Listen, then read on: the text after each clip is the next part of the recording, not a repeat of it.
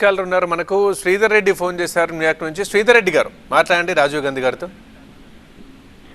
నమస్తే రాజీవ్ గాంధీ గారు. ఒక 2 క్వశ్చన్స్ ఉన్నాయండి. ముఖ్యంగా ఇప్పుడు చెప్పండి సార్.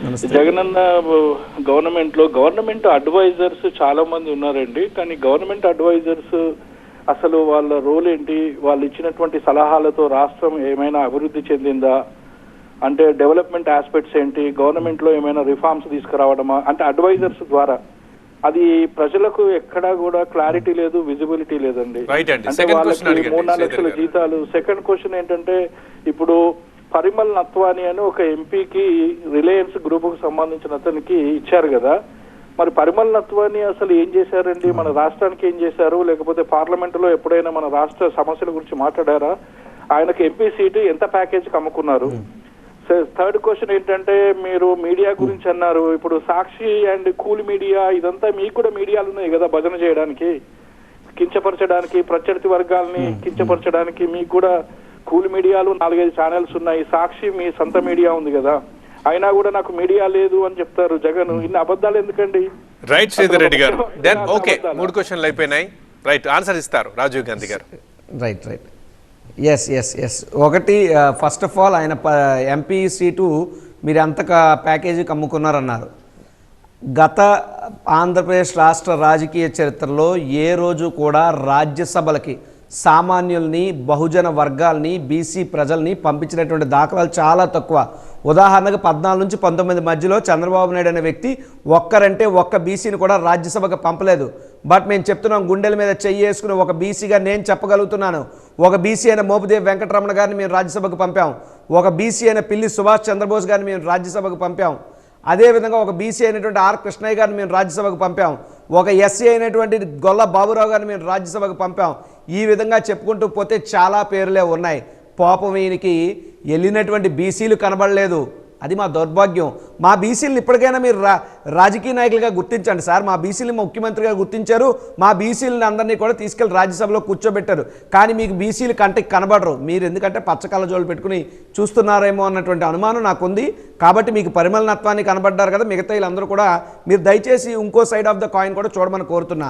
రెండోది, పరిమళ నత్వాని అనేటువంటి వ్యక్తి ఎవరైతే ఉన్నారో, ఎస్, ఆయన రిలయన్స్ ఇండస్ట్రీస్ సంబంధించి అంబానీ గారి ప్రిఫరెన్స్తో రావటం జరిగింది. మనకి రాష్ట్రంలో అభివృద్ధి కావాలి, కంపెనీలు రావాలి, అటువంటి పారిశ్రామికవేత్తల యొక్క సహాయ సహకారాలు ఆంధ్రప్రదేశ్ రాష్ట్రానికి ఉండాలి. కాబట్టి ఖచ్చితంగా పరిమళ నత్వాని గారిని వైఎస్ఆర్ కాంగ్రెస్ పార్టీ కండువా కప్పి ఆయన్ని రాజ్యసభకు పంపాము. తర్వాత it's never before and ever after అనే పద్ధతిలో ఒక రాష్ట్రంలో జరిగినటువంటి గ్లోబల్ ఇన్వెస్టర్స్ సమిట్కి సాక్షాత్తు రిలయన్స్ అంబానీ గారే కాదు, ఆయన మొత్తం డైరెక్టర్లు అందరూ వచ్చి వారు ఆంధ్రప్రదేశ్ రాష్ట్రంతో ఎంఓయూలు కుదుర్చుకున్నారు. It's a part of the MOUs. ఏం జరిగింది, ఏం ప్రయోజనం జరిగింది రాష్ట్రానికి అని ఇంకో క్వశ్చన్ కూడా అడిగారు ఆయన. ఎస్, ఓకే సార్, ఇది చెప్పాం. ఓకే, ఇక సలహాదారులు అంటారు. గతంలో జగన్మోహన్ రెడ్డి గారి గురించి ఉన్నటువంటి పెద్ద అపవాదం ఏంటి? ఆయన ఎవరి మాట వినరు, ఎవరి సలహాలు తీసుకోరు, ఆయన ఒంటెద్దు పోకడి. ఇది పచ్చ మీడియా పెట్టినటువంటి చిచ్చు కొంతకాలం.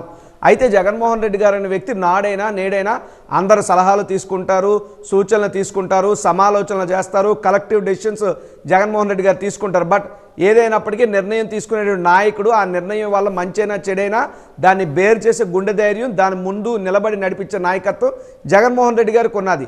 ఇప్పుడు మీరు అడుగుతున్నారే ఎంతమంది ఏదో 3 లక్షలు 4 లక్షలని, ఇవన్నీ కూడా కాకమ్మ కబుర్లు. మొన్న కూడా చూసాం, సజ్జల రామకృష్ణారెడ్డి గారికి ఎన్నో 100 కోట్లు ముట్టినాయి అని మీ ఇష్టానికి కుంకాలు రాసేస్తారు తప్పితే వాస్తవాలు తెలియవు. ఎస్, ఈరోజు ఇచ్చినటువంటి అనేక సలహాల వల్ల నాడు నేడు బళ్ళు మారటం కానీ, ఇంగ్లీష్ మీడియం ఇంట్రడ్యూస్ చేయటం కానీ, లేదు అంటే సంబంధించినటువంటి హాస్పిటల్స్ డెవలప్ చేయడంలో కానీ ఈ రాష్ట్ర ప్రభుత్వం యొక్క పరిపాలనలో సలహాదారులు అందరి యొక్క ఇన్వాల్వ్మెంట్ ఉంది. అందరి సలహాలు తీసుకుంటూనే జగన్మోహన్ రెడ్డి గారు తన యొక్క ఆలోచనలు మరింత పదును పెట్టుకుంటూ ముందుకు తీసుకెళ్తున్నారు. ఇక పాయింట్ 3, ఈ సలహాదారుల వల్ల ఏం వచ్చినాయి లేదా ఏం డెవలప్మెంట్ అయిందన్నారు కదా, మీకు చెబుతాను, నోట్ చేసుకోండి. ప్రజలకు కూడా మీ ద్వారా TV9 ద్వారా చెప్తున్నాను జరిగిన డెవలప్మెంట్ ఏంటి. ఎందుకంటే సంక్షేమంలో జగన్మోహన్ రెడ్డి గారిని కొట్టేవాడు ప్రపంచంలో లేడు. ఇది అందరికీ తెలిసిందే. బట్ వాట్ అబౌట్ డెవలప్మెంట్ అన్నటువంటి ప్రశ్నే ప్రతిసారి ఉత్పన్నం అవుతుంది.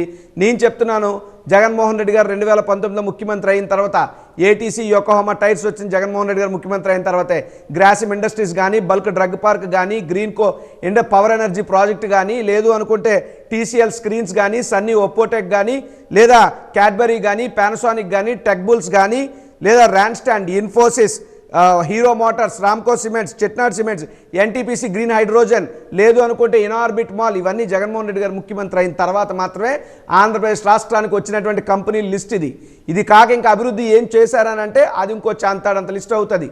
ఇంకా కట్టినటువంటి ప్రాజెక్టులు ఏంటి, చేసినటువంటి ఫ్లైఓవర్లు ఏంటి, జరిగినటువంటి నిర్మాణాలు ఏంటి, Right అండి. అందుబాటులో తెచ్చుకున్నటువంటి మిగతా విషయాలు ఏంటి అనేటువంటివి చాలా ఉన్నాయి.